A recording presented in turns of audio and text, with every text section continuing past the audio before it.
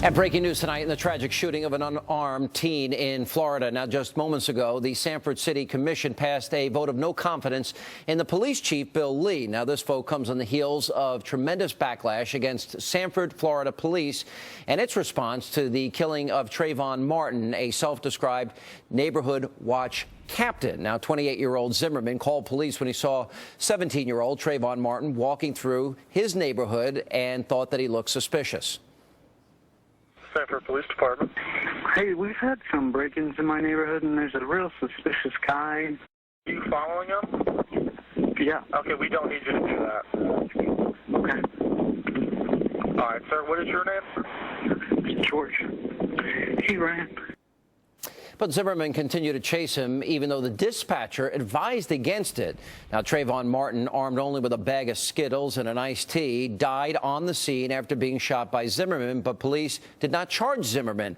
Now, the Justice Department, the FBI, and a grand jury are investigating, and a lot of attention is being paid to Florida's Stand Your Ground self-defense law. Joining us now, criminal defense attorney Tamara Holder and former prosecutor Faith Jenkins. Guys, welcome to the program. I don't understand it. As I understand, this young man wasn't bothering anybody. No. He wasn't on anybody's property. Nope. He was just walking. He was not even trespassing. No. When he was shot and killed by Zimmerman, this neighborhood watch guy. And now, Zimmerman has put forth this stand your ground defense. Stand your ground, that law is not implicated in this case. It's not implicated. You have to be on the property. You have to be in somebody's home. You can't follow and confront someone and then shoot and kill them right. when you create a scenario where they might get defensive and then say it's self-defense. Well, especially because the dispatcher, you can hear here, Tamara, is saying, we don't need you to do that. Don't do that. Don't follow. The police were called, and maybe I've got to assume that if somebody's following, the young kid probably was afraid for his life.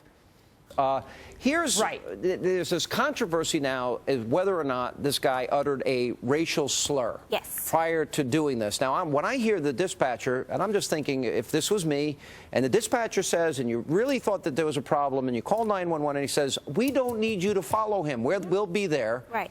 You pull back. Exactly, and he did just the opposite.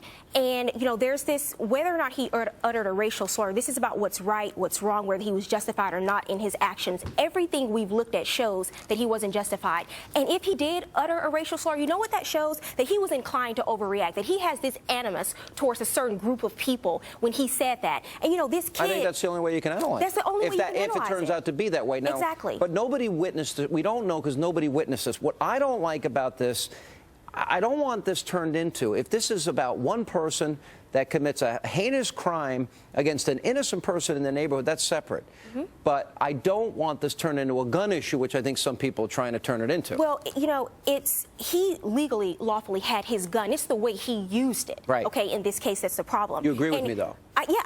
I agree with you on that. And the police investigation here is where the real questions come in at the very beginning.